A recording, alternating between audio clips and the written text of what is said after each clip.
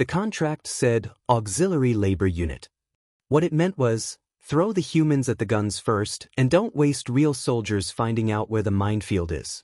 Private Dana hit the ground as the first wave of Krythe artillery walked across the ridge, dirt and superheated glass raining down around her, and screamed the only order that mattered over the comm. Scatter and hold. Nobody bunches up, do not bunch up.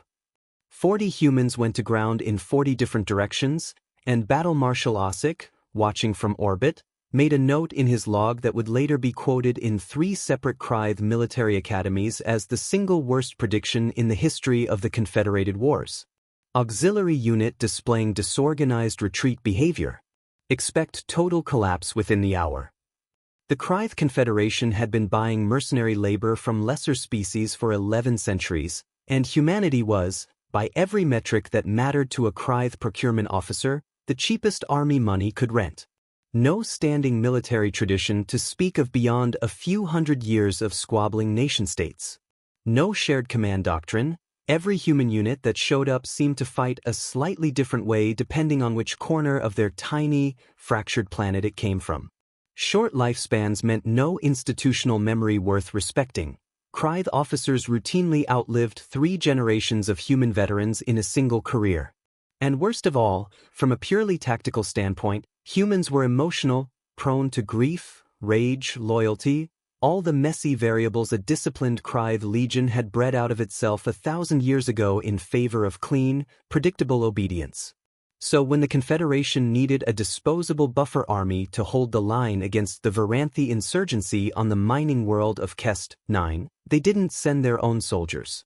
They signed a labor contract, shipped 40,000 human auxiliaries out on cut-rate transports, handed them decommissioned rifles 2 generations behind Confederation standard, and pointed them at the fiercest enemy line in known space.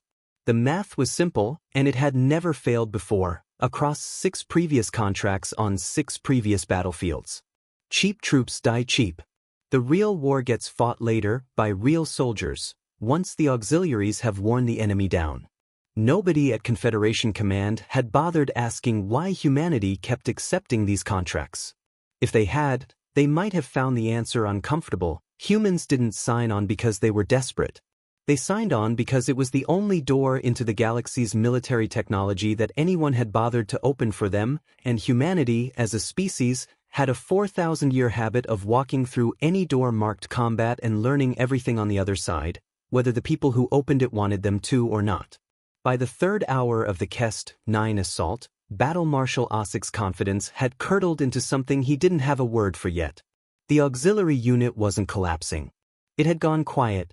No radio chatter, no visible movement, nothing for Varanthe sensors to lock onto, and every 90 minutes, a Varanthe forward position that should have been safely dug in behind minefields and sensor nets simply stopped reporting. Casualties? Ossick asked his sensor officer. Unclear, Marshal. The humans aren't fighting the way our models predict. They're not holding ground. They're not advancing in formation. They seem to be studying the minefields. They were. Dana Reyes had spent 6 years in the Army Corps of Engineers before the world got complicated enough to need mercenaries, and she'd recognized the Varanthe mine pattern within 20 minutes of the first barrage, a design almost identical, in its underlying logic, to a decades-old countermine doctrine humanity had developed fighting itself in deserts nobody off-world had ever heard of. She didn't have Confederation sensor arrays.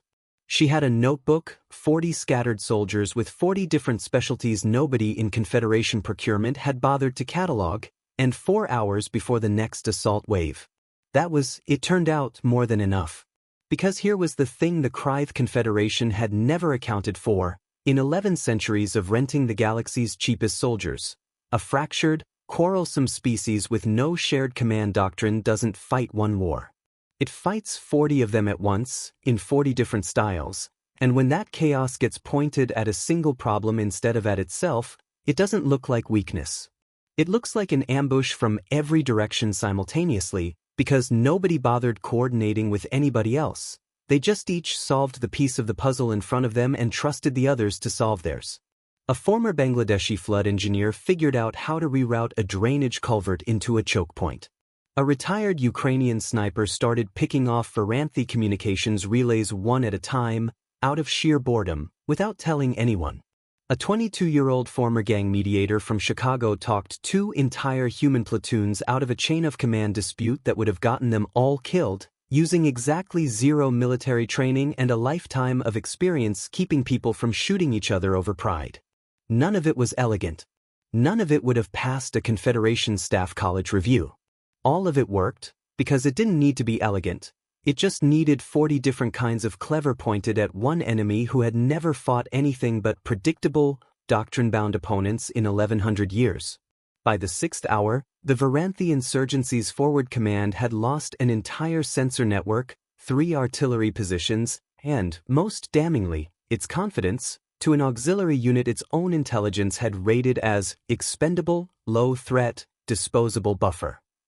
Battle Marshal Osik watched his own sensor feeds and felt something he would later admit, quietly, to exactly one confidant, was closer to fear than anything he'd experienced in 300 years of Krythe service.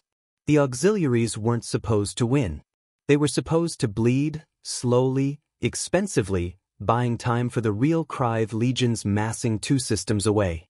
Nobody had budgeted for the humans simply solving the battlefield in front of them like a puzzle, using every scattered, ungoverned skill a fractured species had accumulated fighting itself for 4,000 years, and doing it faster than either side's actual command structure could react. The final assault came at hour 11, when Dana Reyes, 3 days without real sleep, half her original 40 down to 26 standing, walked her surviving unit directly into the gap her people had spent half a day quietly carving out of the Varanthi line, using a route nobody but a human engineer would have looked for, because it ran directly through terrain the Varanthi's own doctrine considered impassable and therefore unguarded. It wasn't a heroic charge. It wasn't even elegant. It was 40,000 credits worth of disposable mercenaries walking through the one door nobody thought to lock, straight into the heart of an enemy command post that surrendered within the hour.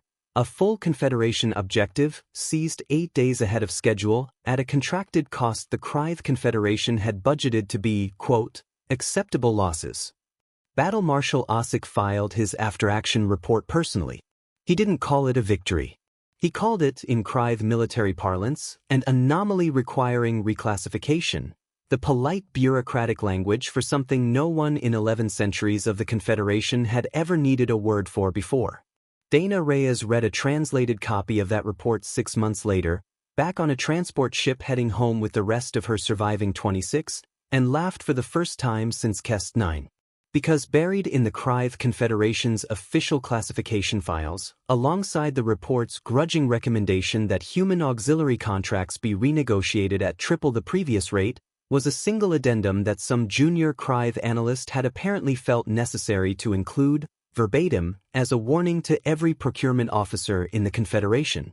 Recommend humans no longer be classified as auxiliary labor.